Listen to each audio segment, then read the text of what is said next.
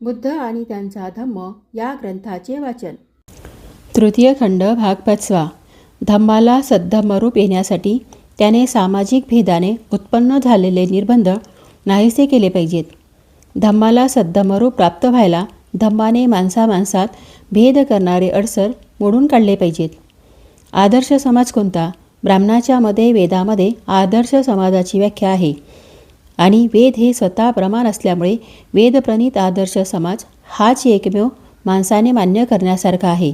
वेदप्रणीत आदर्श समाज म्हणजे चातुर्वर्ण्य. वेदानुसार अशा समाजाने 3 अटी पाळल्या पाहिजेत. पहिली अट म्हणजे ब्राह्मण, क्षत्रिय, वैश्य आणि शूद्र असे त्या समाजात 4 वर्ण असले पाहिजेत. या वर्णाचे परस्पर संबंध क्रमिक विषमतेच्या तत्वावर आधारलेले असले पाहिजेत. दुसऱ्या शब्दात सांगायचे म्हणजे हे सर्व समान असता कामा नयेत, तर प्रतिष्ठा, अधिकार आणि विशेष हक्क यांच्या प्रमाणात ते एक दुसऱ्यावर अशा रीतीने आधारलेले असले पाहिजेत. ब्राह्मण हे सर्वाच्या वर, क्षत्रिय त्याच्या खाली, पण वैश्याच्या वरती, वैश्य क्षत्रियाच्या खाली, परंतु शूद्राच्या वर आणि शूद्र हे सर्वांच्या खाली. चातुर्वर्णाचा दुसरा विशेष म्हणजे प्रत्येक वर्गाने त्याला विहित असाच व्यवसाय केला पाहिजे. ब्राह्मणांचा व्यवसाय म्हणजे अध्ययन, अध्यापन आणि धार्मिक संस्कार करणे. क्षत्रियांचा शस्त्र धारण करणे आणि युद्ध करणे. वैश्यांचा व्यवसाय व्यापारधंदा. शूद्रांचा व्यवसाय वरील 3ही उच्च वर्णांची सेवा. कुठल्याही एका वर्गाने आपल्या व्यवसायाचे उल्लंघन करून दुसऱ्याच्या व्यवसायावर आक्रमण करायचे नाही. ह्या आदर्श समाजाच्या सिद्धांताचा आग्रह धरून ब्राह्मणांनी तो लोकांना शिकविला. या सिद्धांताचा आत्मा विषमता आहे हे स्पष्टच आहे. ही सामाजिक विषमता ऐतिहासिक विकासामुळे आली नसून तो ब्राह्मणी धर्माचा शास्त्रसंमत सिद्धांत आहे. तथागत बुद्धांचा या सिद्धांताला आमूलाग्र विरोध होता.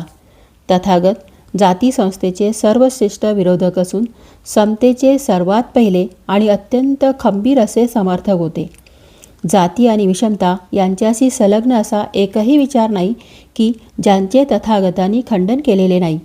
या मुद्द्यावर तथागत बुद्धांना ब्राह्मणांनी पुष्कळच आव्हाने दिले, परंतु बुद्धांनी त्या सर्वांना पूर्णपणे गप्प बसविले. अश्वलायन सूक्तात एक कथा आली आहे. एकदा ब्राह्मणांनी आपल्यापैकी अश्वलायन नावाच्या पुरुषाला बुद्धाकडे जाऊन त्याच्या जात आणि विषमता या मतांविषयी वाद घालण्यास प्रवृत्त केले. अश्वलायन तथागत बुद्धाकडे गेला आणि त्याने ब्राह्मणाचे श्रेष्ठत्व प्रस्थापित करणारा पक्ष मांडला. तो म्हणाला, हे गौतमा, ब्राह्मण असे मानतात की ते स्वतः सर्वश्रेष्ठ वर्ण असून इतर सर्व कनिष्ठ वर्णातील आहेत. पावित्र्य हे केवळ ब्राह्मणात वसत असते, अब्राह्मणात ते वसत नाही. केवळ ब्राह्मणच ब्रह्माचे औरसपुत्र आहेत. ते त्यांच्या मुखातून जन्मास आले, तेच त्यांच्यापासून उत्पन्न झालेले, त्याने पैदा केलेले आणि त्याचे वारस आहेत. यावर गौतमा, तुझे काय म्हणणे आहे? तथागत बुद्धाच्या उत्तराने अश्वलायन अगदी गारठून जागच्या जागी थिजून गेला. तथागत बुद्ध म्हणाले, अश्वलायना, ब्राह्मणांच्या स्त्रिया म्हणजे ब्राह्मणी ह्या ऋतुमती होत नाहीत काय? त्या गर्भधारणा करीत नाहीत काय? त्या बाळंत होऊनच मुलांना जन्म देतात ना? असे असूनसुद्धा म्हणजे स्त्रीपासून जन्मास येऊनसुद्धा तू जे काही म्हणतोस ते सर्व ब्राह्मण खरे मानतात का? अश्वलायन निरुत्तर झाला. अश्वलायना, समज एखाद्या तरुण क्षत्रियाने ब्राह्मण स्त्रीशी सहवास केला तर काय जन्माला येईल? चतुष्पाद प्राणी येईल की मनुष्य प्राणी? अश्वलायनने काहीच उत्तर दिले नाही. नैतिक विकासाच्या शक्यतेसंबंधी बोलायचे तर या देशात केवळ ब्राह्मणाच्याच अंतःकरणात द्वेष आणि दुरिच्छा यापासून दूर असलेली प्रेमभावना उत्पन्न होईल की इतर वर्णीयांच्याही हृदयात ती उत्पन्न होईल? अश्वलायन म्हणाला, 4ही वर्णाच्या अंतःकरणात प्रेमभावना उत्पन्न होऊ शकतात. तथागत बुद्धांनी विचारले, अश्वलायना, योग आणि कम्मोज आणि त्यांच्या सानिध्य असलेल्या देशात स्वामी आणि दास हे 2च वर्ण आहेत आणि तेथे स्वामीचा दास आणि दासाचा स्वामी असे स्थित्यांतर होऊ शकते. हे तू ऐकले आहेस काय? अश्वलायनाने उत्तर दिले, होय, मी ऐकले आहे. तुमचे चातुर्वर्ण ही आदर्श समाजरचना असेल तर ती सर्व देशात का आढळत नाही? या कोणत्याही मुद्द्यावर अश्वलायनाला जाती आणि विषमता यांच्याविषयीच्या आपल्या सिद्धांताचे समर्थन करता येईना. तो पूर्णपणे निरुत्तर झाला आणि शेवटी त्याने तथागत बुद्धाचे अनुयायित्व पत्करले. वशिष्ठ नावाच्या एका ब्राह्मणाने बुद्ध धर्म स्वीकारलेला होता. ब्राह्मण त्याच्या या धर्मांतराबद्दल त्याला शिवीगाळ करत असत. एके दिवशी तो तथागत बुद्धाकडे गेला आणि ब्राह्मण त्याला काय म्हणत असतात ते त्याने बुद्धाकडे कथन केले. वशिष्ठ म्हणाला, तथागत, ब्राह्मण म्हणतात की ब्राह्मण हा समाजातील सर्वात उच्च थरातील असून इतर सर्व वर्ण नीच थरातील आहेत. ब्राह्मण फक्त शुक्लवर्ण आहेत, इतरांचे वर्ण गौरवर्ण आहेत. फक्त ब्राह्मण हे शुद्ध वंशातील आहेत, अब्राह्मण शुद्ध वंशातील नाहीत. फक्त ब्राह्मणच ब्रह्माचे खरेखुरे औरसपुत्र आहेत. ते त्यांच्या मुखातून जन्मलेले आहेत. तेच त्यांच्यापासून उत्पन्न झालेले, त्याने पैदा केलेले त्याचे वारसपुत्र आहेत. आणि तू तर आपला अभिजात वर्गाचा त्याग करून त्या नीच वर्गाच्या शिरमुंड्या भिक्खूच्या, त्या असंस्कृत श्रीमंताच्या, त्या काळ्या वर्णाच्या ब्रह्माच्या पायापासून जन्मलेल्या लोकांच्या वंशजात सामील झाला आहेस. हे चांगले नाही, हे काही उचित नव्हे. आपला अभिजात वर्ग सोडून त्या नीच शिरमुंड्या काळ्यावर्णीय गावंढळ आणि आमच्या पूर्वजांच्या पायापासून निर्माण झालेल्या लोकांस सामील झाला आहेस. तथागत, या शब्दांनी ते ब्राह्मण मला दोष देतात, शेलक्या बेछूट शिव्या मला घालतात. यावर बुद्ध म्हणाले, वशिष्ठा, खरोखर ब्राह्मण जेव्हा असे बोलतात तेव्हा ते आपली प्राचीन परंपरा विसरलेले दिसतात. इतर वर्गातील स्त्रियाप्रमाणे ब्राह्मणीही गर्भार राहतात, प्रसवतात, आपल्या अर्भकाचे संगोपन करतात. तथापि हे गर्भजात ब्राह्मण मात्र आपण ब्रह्माच्या मुखातून जन्माला आलेली खरी मुले, त्यांच्यापासून उत्पन्न झालेले, त्याने पैदा केलेले त्याचे खरे वारसपुत्र म्हणून स्वतःला म्हणून घेतात. यामुळे ते ब्रह्माची नालस्ती मात्र करतात. एकदा येशुकारी हा ब्राह्मण तथागत बुद्धाजवळ 3 प्रश्नांवर वाद करण्यासाठी गेला. त्याने पहिला प्रश्न जो मांडला तो म्हणजे कर्माची शाश्वत विभागणी. या पद्धतीच्या समर्थनार्थ तो म्हणाला, मी तुला एक प्रश्न विचारण्यासाठी आलो आहे. ब्राह्मण म्हणतात ते सर्वाहून श्रेष्ठ असल्यामुळे ते कोणाचीच सेवा करणार नाहीत. इतर सर्व वर्ण सेवा करण्यासाठी जन्मास आले आहेत. हे गौतमा, सेवा ही 4 वर्णात विभागली आहे. ब्राह्मणांची सेवा, क्षत्रियांची सेवा, वैश्यांची सेवा आणि शूद्रांची सेवा. शूद्रांची सेवा दुसरा शूद्रच करणार, दुसरे कोण करणार? तथागत बुद्धांनी त्यांच्या प्रश्नाला एक प्रश्न विचारून उत्तर दिले. ब्राह्मणांनी केलेली ही सेवेची चतुर्विध विभागणी सर्व जगात मान्य आहे का?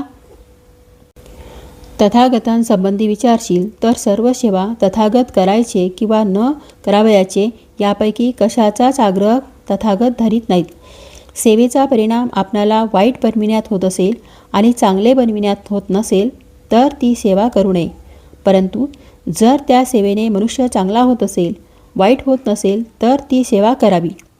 क्षत्रियाचे, ब्राह्मणाचे, वैश्याचे अथवा शूद्राचे वर्तन या मार्गदर्शक तत्वानुसार झाले पाहिजे.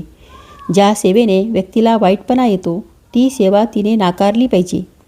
जिच्या योगे ती व्यक्ती अधिक चांगली होते तेवढीच सेवा तिने केली पाहिजे. येशुकारीने दुसरा प्रश्न विचारला, माणसाचा सामाजिक दर्जा ठरविताना त्याचा वंश आणि कुळ यावरून का ठरवू नये? या प्रश्नाला तथागत बुद्धांनी उत्तर दिले, वंशपरंपरेच्या अभिमानावरून माणूस ज्या घरात जन्माला येतो त्याचा नामनिर्देश केला जातो. ज्या पदार्थापासून अग्नी पेटविला जातो त्या पदार्थावरून तो ओंडक्याचा अग्नी आहे की ढलप्याचा अग्नी आहे, काट्याकुट्याचा अग्नी आहे की शेणाचा अग्नी आहे हे ठरविले जाते. त्याप्रमाणेच धम्माचा उदात्त सिद्धांत हा प्रत्येक माणसाच्या खऱ्या संपदेचे उगमस्थान आहे. जन्मावरून माणूस कोणत्या वर्गात जन्मास आला याचा फक्त नाम निर्देश होतो. कुळावरून माणसाचा चांगुलपणा किंवा वाईटपणा ठरत नाही. तीच गोष्ट स्वरूप व संपत्तीची आहे. कारण तुला असे आढळून येईल की थोर कुळात जन्माला आलेला मनुष्य हाही कधी कधी खुनी, चोर, व्यभिचारी, खोटे बोलणारा, निंदक, शिवीगाळ करणारा, बडबड करणारा, लोभी, दीर्घद्वेषी अथवा चुकीची मते असलेला आढळेल. म्हणून जन्म थोर कुळात झाला म्हणून मनुष्य सत्पुरुष होत नाही. त्याप्रमाणेच थोर कुळात जन्माला आलेला पुरुष ह्या दुर्गुणांपासून अलिप्त असलेलाही आढळेल. कुळांमुळे मनुष्य वाईट होतो असेही नाही.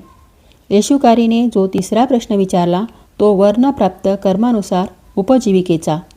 येशूकारी तथागतांना म्हणाला, ब्राह्मण उपजीविकेच्या साधनांचे 4 प्रकार म्हणतात. दानापासून ब्राह्मणाची उपजीविका, क्षत्रियाची धनुष्यबाणांपासून, कृषी आणि पशुपालनापासून वैश्याची आणि खांद्यावर धान्याची कावड वाहून नेण्याने शूद्राची.